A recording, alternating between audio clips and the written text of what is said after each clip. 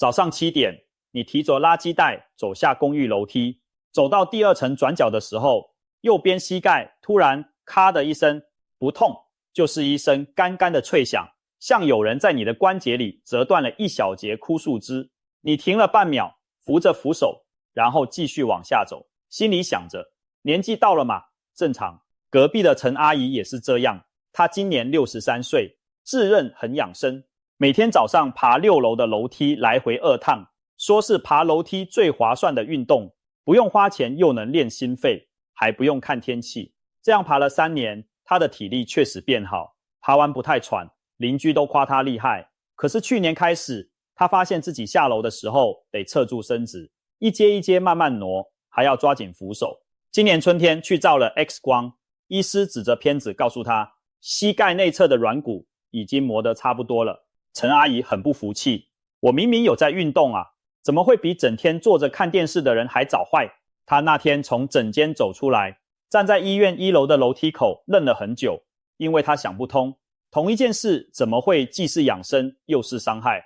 問題就出在這裡，運動本身沒有錯，錯的是選擇。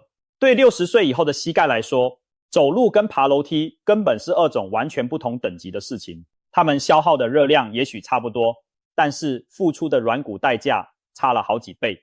我們先看數字，因為在這個題目上，數字最誠實。人在平地走路的時候，每走一步，膝關節承受的壓力大約是體重的2到3倍。假設你體重60公斤，那就是120到180公斤的力量，壓在大腿骨跟小腿骨中間那一層薄薄的軟骨上面。聽起來很嚇人，但這正是膝蓋本來就設計來承受的範圍。人類演化了幾百萬年，就是為了在平地上長距離移動。上樓梯呢，因為膝蓋必須彎得更深，大腿肌肉要把整個身體的重量往上抬，壓力跳到體重的3到4倍。同樣是60公斤的人，就變成180到240公斤。這已經超出日常行走的水準，但撐一下還可以。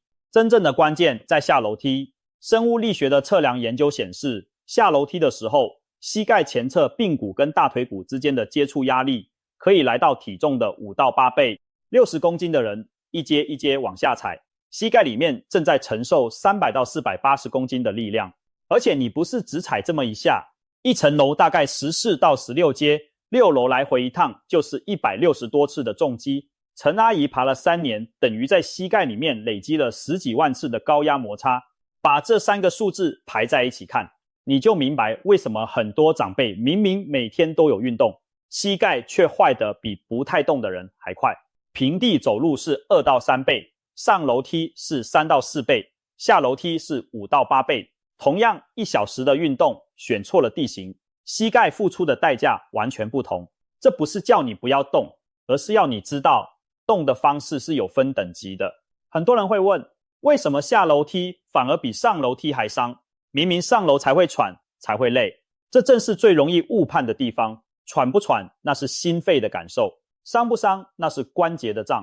上樓的時候，你是靠肌肉主動把身體推上去，力量是往上輸出的。下樓的時候，你是在對抗地心引力做剎車，整個身體的重量加上往下墜的加速度，全部集中在單腳落地的那一瞬間。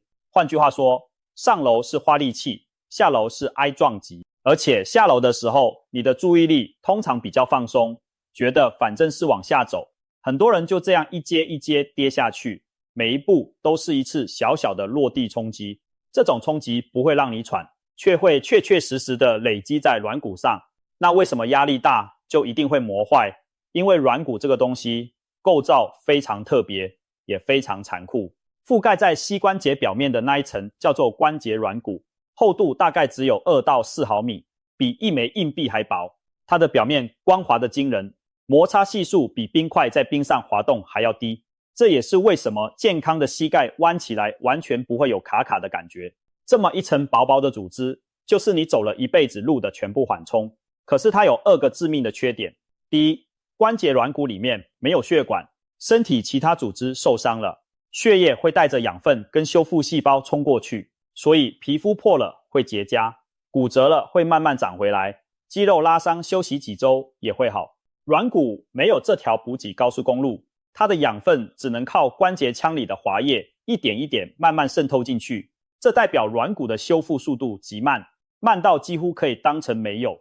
成年以後磨掉的軟骨基本上就是磨掉了，不會自己長回來。這一點很多人想不透，他們以為膝蓋跟肌肉一樣，痛了就休息，休息夠了就會恢復。肌肉確實會，軟骨不會。軟骨的賬本是單向的，只有支出沒有收入。你這輩子出生的時候領到多少，用完就沒有了，差別只在於用得快還是用得慢。也因為養分只能靠滲透，軟骨對怎麼用特別敏感，適度而規律的活動會像捏海綿一樣，把滑液擠進擠出，把養分帶進去，把代謝廢物帶出來。這是軟骨唯一的進食方式。但如果是超過負荷的壓力，海綿就不是被捏，而是被粘。同一件事，力道對了是保養，力道錯了是破壞，中間沒有模糊地帶。第二，關節軟骨裡面沒有神經，沒有神經就沒有痛覺，所以當你的軟骨正在被一階一階磨薄的時候，你完全不會感覺到痛。你感覺到的那聲咔啦，那種有點緊，那種蹲下去有點卡，都是周邊組織傳來的訊號，不是軟骨在喊救命，因為軟骨根本喊不出聲音。真正開始痛，通常是軟骨已經磨到見底，下面帶着神經跟血管的軟骨下骨露了出來，或者關節開始發炎、長骨刺、積水。也就是說，等到你會痛才想處理，前面往往已經默默磨掉了好幾年。這也是為什麼很多人第一次照 X 光就被告知是中度退化，他們的反應都是同一句：可是我以前都不會痛啊。這就是膝蓋最麻煩的地方，它不會預警，它只會突然宣布結果。我們可以把膝蓋的損耗想成一件穿了很久的外套，剛開始只是表面起了一點毛球，你看不出來，接着布料變薄，摸起來有點不一樣，再來是某一處磨破了一個小洞，最後整片布沒了，露出裡面的襯裡。前面3個階段你都不痛，只有到最後那一步，神經才會開始抗議。所以那些被你當成正常老化的小訊號，其實是外套起毛球的階段，是最值得動手保養的時候，不是最該忽略的時候。既然他不會喊，那我們就替他把兇手點出來。在60歲以後的日常生活裡，有3個最常見的膝蓋刺客，他們每天都在動手，而且每一個都很難被察覺。第一名刺客，下樓梯。前面說過，下樓梯的壓力可以到體重的5到8倍。但更陰險的地方在於受力的方式。下樓梯的時候，大腿前側的股四頭肌是在被拉長的同時出力。這種收縮方式叫做離心收縮，它像剎車一樣，一邊被身體的重量往下拽，一邊要撐住不讓你摔下去。離心收縮能產生的力量最大，對肌肉跟關節的衝擊也最大。你可以想象一台車下坡，如果剎車系統夠好，車子平穩地滑下去，如果剎車失靈，整台車的重量就直接砸在路面上。膝蓋也是一樣，股四頭肌不夠力，剎車撐不住，那股力量就會直接交給骨頭跟軟骨去吸收。這就是為什麼很多人上樓還好，下樓特別痛，甚至要倒退着走，要側住身子走。這不是他們矯情，是身體在告訴他們剎車片快沒了。而且下樓這件事在生活裡躲不掉，出門就得下，買菜回來還得下，一天下來次數遠比你以為的多。除了樓梯，還有2個常被漏掉的同類動作，一個是下坡。很多人喜歡去爬山，覺得上山很累，下山很輕鬆，結果下山那一段才是真正在磨膝蓋，而且下山路往往又長又陡。另一個是從高處往下跳，或是坐下去的時候，整個人咚地落在椅子上，這也是一次沒有剎車的離心衝擊。這些動作有一個共同點，身體往下，肌肉在拉長，關節在承接，只要看到這個組合，就要提高警覺。第2名刺客，深蹲跟久坐。聽起來這2件事差很多，一個很費力，一個很輕鬆，但對膝蓋來說，它們共用同一個問題，就是膝蓋長時間被固定在不利的角度。先說深蹲，蹲着洗衣服，蹲着擦地板，蹲着整理櫃子，蹲着挑菜，膝蓋彎超過90度以後，髕骨會被緊緊壓進大腿骨前面的凹槽裡，接觸面的壓力大幅上升。台灣很多長輩習慣蹲着做家事，覺得這樣比較順手，一蹲就是20分鐘起跳。對膝蓋來說，這是實打實的長時間重壓。跪着擦地板也是同樣的道理，而且還多了直接壓迫髕骨的力量。久坐則是另一種傷害，而且更容易被忽略，因為它感覺起來完全無害。膝蓋長時間固定在同一個角度不動，滑液沒有被擠壓，沒有流動，軟骨就吃不到養分。前面說過，軟骨是靠滑液滲透過活的，而滑液的循環要靠關節反復的彎曲伸直來帶動，一鬆一壓，像海綿吸水一樣。所以不動並不是在保養膝蓋，不動是在讓軟骨慢慢餓煮。看電視一坐就是2到3個小時不起身，打麻將一坐就是1個下午，其實跟蹲太久一樣傷，只是傷的方式不同，一個是壓壞，一個是餓壞。這2個刺客的解法其實很簡單，就是把姿勢換掉，把時間切開，做家事的時候準備一張矮凳坐着做，或者把要整理的東西搬到桌面上站着做，能不蹲就不蹲。看電視的時候設個鬧鐘，每30分鐘起來走個1到2分鐘，去倒杯水，去陽台看一眼，讓膝蓋彎伸幾次，滑液就有機會流動。這種小動作不需要意志力，只需要提醒。第3名刺客，體重，這一個最不起眼，殺傷力卻最大，因為它24小時都在場。有研究指出，體重每減少1公斤，膝關節承受的壓力大約可以減少4公斤。反過來說，胖了5公斤，你的膝蓋每走一步就要多扛大約20公斤。而且這個刺客是全天候上班的，你走路他在，你站着他在，你上下樓的時候他還按倍數加成。一個超重10公斤的人，等於每天背着一袋40公斤的米在磨自己的軟骨，而且完全感覺不到，因為那個重量是慢慢長上去的，身體早就習慣了。好消息是，這個刺客也是3個裡面最好談判的一個，你沒辦法叫自己的軟骨長回來，但你可以決定明天早餐少喝一杯含糖飲料。體重掉2到3公斤，膝蓋每一步就少扛8到12公斤，這是立刻兌現，不用等的回報。對很多剛開始膝痛的人來說，減重帶來的改善往往比任何保健食品都明顯。更麻煩的是，這3個刺客會互相幫忙，體重越重，下樓梯的壓力越大，壓力越大，膝蓋越痛，膝蓋越痛，人越不想動，越不想動，肌肉流失越快，關節越僵，體重越容易再往上跑。這是一個會自己轉起來的惡性循環。很多人就是這樣，從偶爾酸一下，走到需要扶着牆，最後走到需要拿拐杖。而打斷這個循環的切入點，往往不是止痛藥，是把運動的方式換對。講完了問題，重點來了，60歲以後到底該怎麼動？先講結論，不動絕對不是答案。停下來不動，肌肉會流失得更快，滑液循環會更差，軟骨反而餓得更快，體重也更容易上升。關鍵不是少動，是換一種動法。以下3件事是最值得優先做的。第一，把爬樓梯換成平地快走。平地走路的壓力大約是體重的2到3倍，落在膝蓋撐得住的範圍，而且走路那種規律的一鬆一壓，反而能幫助滑液進出軟骨，等於一邊運動一邊幫軟骨送飯。這是所有運動裡投資報酬率最高的一種。建議一次走30分鐘左右，速度抓在有點喘，還能講短句子，但不能唱歌的程度。一周累積150分鐘。走的時候盡量挑平坦的路面，公園步道、河濱、學校操場、大賣場的走道都比社區的樓梯間友善太多。鞋子也很重要，選鞋底有一定厚度，能吸震的走路鞋，不要穿薄底的布鞋或拖鞋走長路。走路的姿勢也值得調整，抬頭，眼睛看前方大約10公尺的地方，肩膀放鬆，手臂自然擺動，腳跟先住地再滾到腳尖，不要駝背，不要低頭看腳下，那會讓重心往前跑，膝蓋要用更多力氣去撐。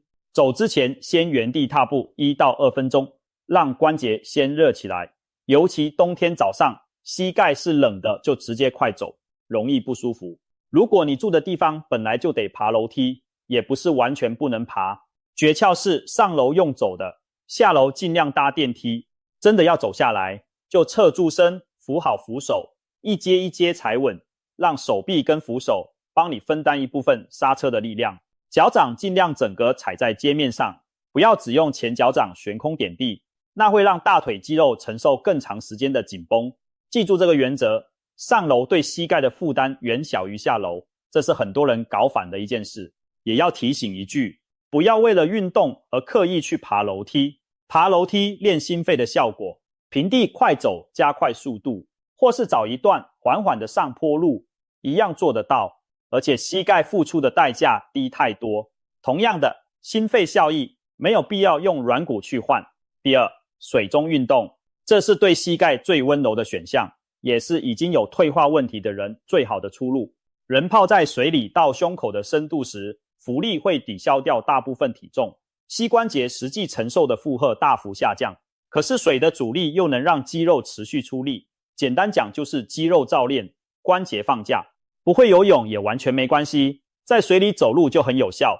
在泳池的淺水區來回走15到20分鐘，往前走，往後走，側住走，換幾個方向就能練到不同的肌群。水深大約到腰到胸口之間最理想，太淺浮力不夠，太深會站不穩，水溫維持在溫水的範圍，太冷反而會讓肌肉緊繃。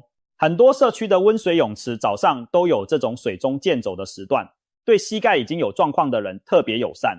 如果泳池不方便，退而求其次的替代選項是固定式腳踏車，把座椅調高一點，讓踩到最低點的時候，膝蓋差不多是打直的，阻力調輕，用比較快的回轉速度慢慢踩20到30分鐘。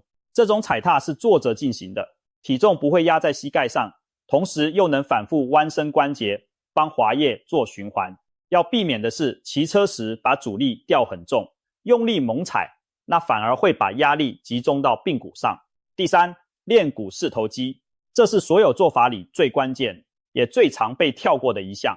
股四頭肌就是膝蓋的天然護膝，它夠強壯，就能在你落地、下樓、起身的時候先吸收掉大部分衝擊，軟骨才不必直接硬扛。你買再貴的護膝都比不上自己長出來的那一副。最安全的入門動作是坐姿抬腿，找一張有靠背的椅子坐好，背貼着椅背，慢慢把一條腿往前伸直，膝蓋打直，腳尖勾向自己，在最高點停住5秒，再慢慢放下來。整個過程膝蓋沒有彎曲，負重幾乎不會磨到軟骨。左右腳各做10到15下，一天做2到3組。看電視的時候順手做就可以，有餘力的話可以加上直腿抬高。平躺在床上，一腿彎曲踩住床面，另一腿打直抬高到離床面大約30公分，停住3到5秒，再慢慢放下。這個動作連膝蓋都不用彎，卻能確實練到股四頭肌，很適合已經有膝痛困擾的人。再進一步，可以試試靠牆微蹲，背貼着牆壁站好，腳往前踏出一步，然後慢慢往下滑，膝蓋彎曲的角度不要超過30到45度，也就是微微屈膝就好，絕對不要蹲到大腿跟地面平行。停住10到15秒，再靠着牆慢慢站直。做的時候膝蓋不要超過腳尖，這個動作的訓練效果比抬腿更好，但角度一定要守住。蹲太深就會變成前面說的第2名刺客。要注意的是，練肌力的重點是次數跟持續，不是強度。慢慢做，感覺到大腿前側緊緊的在出力就對了。動作過程中，如果膝蓋出現刺痛，就停下來或減少幅度。酸是正常的，痛不是。真正有效的訓練通常要持續2到3個月才看得出來，前2周不會有什麼感覺。很多人就是在這裡放棄，然後回頭去找更快的方法。有幾個常見的錯誤也提一下。第一，抬腿的時候用甩的，靠慣性把腿甩上去，這樣肌肉幾乎沒出到力。第二，抬腿的時候閉氣用力，血壓容易上升。有高血壓的人尤其要記得邊做邊呼吸，出力的時候吐氣。第三，只練痛的那一腳，2腳要一起練，因為好的那一腳長期在代償，其實負擔也很重。還有一個很多人搞錯的觀念，就是以為膝蓋痛就該完全休息。事實上，除非是急性受傷或明顯的腫脹發炎，適度而正確的肌力訓練通常比躺着不動更能減輕疼痛。復健科的臨床經驗一再顯示，膝關節周邊的肌力提升之後，疼痛程度是會跟着下降的。原因不難理解，肌肉把力量接走了，關節面承受的壓力就變小，發炎的機會自然降低。如果要把這3件事排一個順序，我會建議先從坐姿抬腿開始，因為它最安全，在家就能做，也最不容易半途而廢。等大腿有力了，再把平地快走的時間慢慢拉長。水中運動則看方便程度，有條件就加進去，1周去2次就很夠。3件事同時做的效果最好，但如果只能選一件，選練肌力，因為它是唯一能替軟骨分擔壓力的東西。不過，有些痛不是靠運動能解決的，該看醫師就要看醫師。如果膝蓋出現明顯的紅、腫、熱，摸起來比另一隻腳燙，或者關節腫脹到彎不下去，這通常代表關節裡面正在發炎或積水，需要盡快就醫評估，不要自己買藥膏擦。如果休息之後疼痛還是持續超過2周，或者痛到晚上會被痛醒，影響睡眠，這就不是單純的用太多，應該找骨科或復健科檢查清楚。特別是夜間痛，因為晚上不用承重，理論上是關節最輕鬆的時候，這時候還在痛，代表問題不只是機械性的磨損。另外，如果膝蓋一直沒有外傷，卻越來越僵，早上起床要僵硬超過30分鐘才緩得過來，或者手指、手腕的關節也同時在痛，這可能不是單純的退化，而要考慮發炎性的關節疾病，處理方向完全不同，需要抽血跟進一步的評估。如果膝蓋突然卡住，伸不直也彎不了，或者走到一半突然一軟，差點跌倒，這可能是半月板破裂或韌帶的問題，屬於要盡快處理的狀況，拖久了會影響到更多結構。還有，如果膝蓋是在一次明確的扭傷或跌倒之後開始腫痛，不要急着自己推拿或熱敷，先讓專業判斷有沒有骨折或韌帶撕裂。至於單純的上下樓有點酸，蹲久了起身要緩一下，早上起床前幾步比較僵，走一走就好。這些通常屬於退化的早期訊號，可以先從調整活動方式跟練肌力開始。但如果做了3個月都沒有改善，還是建議去做一次正式的檢查，把底摸清楚。早期發現的處理選項永遠比較多，等到軟骨全磨光了才去，能做的就只剩下比較大的手術。順帶一提，很多長輩會問保健食品有沒有用，目前的研究結果並不一致，有些人吃了覺得有改善，有些人沒有感覺，臨床上也不會把它當成主要的治療手段。真正被反覆證實有效的，還是減重、肌力、訓練跟活動方式的調整這3件事。如果經濟允許，吃了也沒有不舒服，當然可以當作輔助，但不要指望它能替你把已經磨掉的軟骨補回來，也不要因為在吃就繼續每天爬6樓。回到最開始的那一聲咔啦，膝蓋不是壞在你走太多路，是壞在你用錯了方式去承受重量。平地走路是體重的2到3倍，上樓梯3到4倍，下樓梯5到8倍。這3個數字決定了你的軟骨還能用幾年。而軟骨沒有血管，沒有神經，它不會自己修好，也不會喊痛，只會在某一天突然讓你發現自己下不了樓。3個刺客都藏在日常裡，下樓梯的離心衝擊、蹲太深加上坐太久，還有多出來的那幾公斤體重，對付他們的方法也一樣藏在日常裡。把爬樓梯換成平地快走，1周累積150分鐘，有機會就到水裡走一走，讓浮力幫你卸掉負擔。每天花幾分鐘做坐姿、抬腿跟直腿抬高，把股四头肌練成自己天生的護膝。而只要紅腫熱痛、卡住、夜間痛醒這幾種狀況出現，就交給醫療專業去判斷，不要自己撐。陳阿姨後來把每天爬6樓改成到河濱步道走30分鐘，家事全部改成坐在矮凳上做，晚上看電視的時候順手做抬腿。半年之後，她的膝蓋沒有變年輕，X 光片上磨掉的軟骨也沒有長回來，但是她下樓不用再側柱伸直了，也不用抓着扶手一階一階挪。這其實就是關鍵，我們沒有辦法把時間倒轉回去，能做的是讓剩下的那幾毫米軟骨用得久一點、慢一點。60歲以後的運動比的從來不是誰做得多，而是誰做得對。少下一趟樓梯，多練一次抬腿，你的軟骨就多留一天。